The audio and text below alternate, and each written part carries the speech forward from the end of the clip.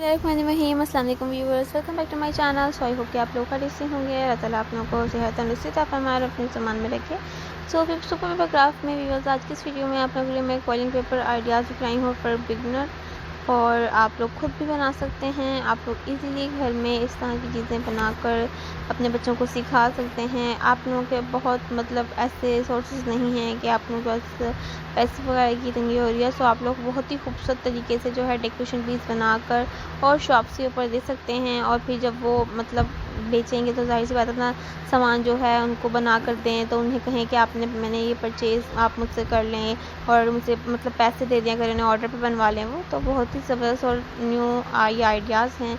आप लोगों को किसी भी तरह के आइडियाज़ हैं, इसको कमेंट सेक्शन में मेंशन करूँगी, लाज़िम बताइएगा। और इंशाअल्लाह मैं ऐसे ही आप लोगों के लिए हाज़िर रहूँगी, न्यू आइडियाज़ लेके आती रहूँगी और अपनी नेक्स्ट वीडियो में हाज़िर रहूँगी न्यू और स्टाइलिश आइडियाज़ के साथ। तब तक अपना ख्याल रखिएगा, दुआ मुझे लाज़िम याद रखिएगा व्यूअर्स। तो अल्लाह हाफ़िज़, take care, bye bye, see you soon.